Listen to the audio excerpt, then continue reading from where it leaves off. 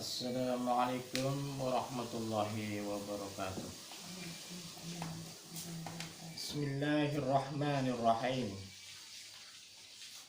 An Hudzaifah radhiyallahu anhu qala kana Rasulullah sallallahu alaihi wasallam idza hazabahu amrun fazi'a ila sholati.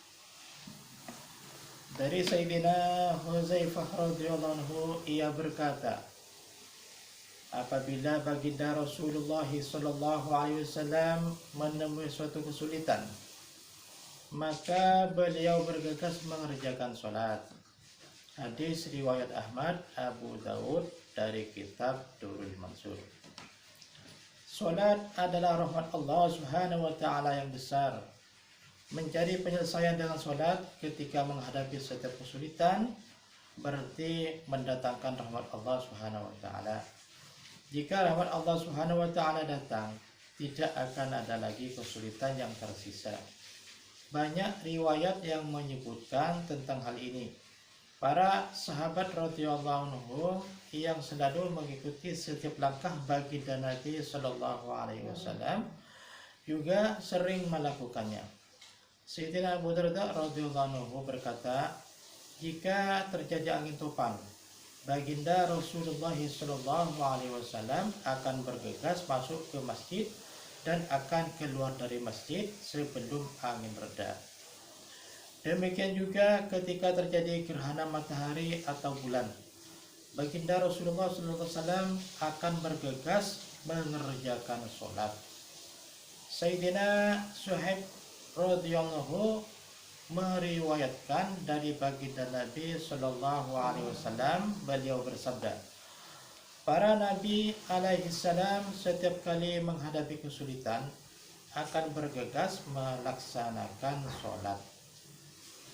Suatu hari ketika dalam perjalanan, Sayyidina Ibnu Abbas radhiyallahu mendapat kabar bahwa anaknya telah meninggal dunia. Ia segera turun dari untanya. Kemudian sholat 2 rakaat lalu membaca, Inna lillahi wa inna ilaihi raji'un. Sesungguhnya kami adalah milik Allah dan kepadanya lah kami kembali. Setelah itu ia berkata, aku telah melaksanakan apa yang telah diperintahkan oleh Allah Subhanahu wa taala dalam Al-Qur'an, wasta'inu bis-sabri was-sholati. Carilah pertolongan Allah Subhanahu wa taala dengan sabar dan sholat. Quran surat Al-Baqarah 45. Terdapat kisah lain mengenai Sayyidina Ibnu Abbas radhiyallahu. Saat dalam perjalanan ia mendapatkan berita kematian saudaranya yang bernama Sayyidina Husam radhiyallahu. Ia segera turun dari untanya dan mengerjakan sholat 2 rakaat di pinggir jalan. Ia berdoa cukup lama dalam tasyahudnya. Kemudian ia berdiri untuk melanjutkan perjalanannya seraya membaca Al-Quran. Wasta'inu bis-sabri was-sholati wa innaha lakabiratun illa 'alal khashi'in. Carilah pertolongan Allah dengan sabar dan sholat, dan sesungguhnya sholat itu sangat berat kecuali bagi orang-orang yang khusyuk hatinya. Quran surat Al-Baqarah 45. Insyaallah mengenai masalah khusyuk ini akan dijelaskan pada bab ketiga.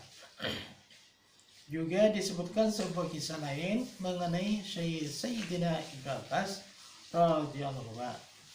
Ketika mendengar berita wafatnya salah seorang azajum mutahharah, istri baginda Rasulullah sallallahu alaihi wasallam, ia segera sholat. Ketika seseorang menanyakan perbuatannya, ia menjawab, beginilah yang diperintahkan oleh baginda Rasulullah sallallahu alaihi wasallam. Jika kita tertimpa musibah, hendaklah kita sibuk dengan sholat, dan tidak ada musibah yang lebih besar melebihi wafatnya Ummul Mukminin. Abu Daud. ketika Sayyidina Ubaidah radhiyallahu hampir wafat, ia berkata kepada orang-orang yang di dekatnya, "Janganlah kalian menangisiku. Jika rohku keluar, berwuduklah dengan sempurna, lalu pergilah ke masjid, sholatlah dan beristighfarlah untukku. Sebab Allah Subhanahu wa taala menyuruh kita agar selalu mohon pertolongan dengan sabar dan sholat. Wasta'inu bis sabri was sholat." Kemudian baringkanlah aku di liang kubur. Suami Sayyidatina Ummu Kulsum radhiyallahu anha, yaitu Sayyidina Abdurrahman radhiyallahu menderita sakit parah. Suatu ketika ia pingsan sehingga semua orang meyakini ia telah meninggal. Melihat itu, Sayyidatina Ummu Kulsum radhiyallahu anha segera mendirikan sholat. Ketika Sayyidatina Ummu Kulsum radhiyallahu anha selesai sholat, ternyata Sayyidina Abdurrahman radhiyallahu siuman kembali. Ia ternyata bertanya kepada orang-orang di sekitarnya, "Apakah aku tadi seperti orang sudah mati?" Orang-orang menjawab, "Ya." Ia berkata, "Dua malaikat telah mendatangiku dan berkata, pergilah menghadap Ahkamul Hakimin, Allah yang Maha Adil. Dialah yang akan memutuskan perkaramu." Ketika kedua malaikat itu hendak membawaku, maka datanglah malaikat yang lain menghampiri dan berkata kepada kedua malaikat tadi, "Pergilah kalian berdua, tinggalkan dia. Dia ini termasuk golongan orang-orang yang beruntung, yang sudah tertulis sejak ia berada dalam kandungan ibunya. Saat ini anak-anaknya masih memerlukannya." Setelah kejadian tersebut, Sayyidina Abdurrahman radhiyallahu masih hidup selama 1 bulan. Setelah itu ia meninggal dunia. Dari kitab Darul Mansur. Syekh Nadar rahmatullah alaih bercerita, suatu ketika pernah terjadi gelap gulita pada waktu siang. Aku pun berlari menemui Sayyidina Anas radhiyallahu anhu dan bertanya kepadanya, "Apa yang engkau lakukan jika mengalami hal seperti ini pada masa hidup baginda Rasulullah SAW?" Dia menjawab, "Aku berlindung kepada Allah. Hal ini tidak pernah terjadi pada zaman baginda Rasulullah SAW. Pada zaman baginda Rasulullah SAW, jika terjadi angin tertiup sedikit kencang saja, kami segera berlari ke masjid, takut jika terjadi kiamat." Abu Daud. Sayyidina Abdullah bin Salam radhiyallahu berkata, apabila terjadi kesulitan menimpa keluarga baginda Nabi sallallahu alaihi wasallam, maka beliau akan menyuruh keluarganya mendirikan sholat seraya membaca ayat Quran, "Wa'mur ahlaka bis-sholati wastabir 'alaiha la nas'aluka rizqan nahnu narzuquka wal 'aqibatu lit-taqwa." Dan perintahkanlah keluargamu mendirikan sholat dan bersabarlah kamu dalam mengerjakannya. Kami tidak meminta rezeki kepadamu, kamilah yang memberi rezeki kepadamu.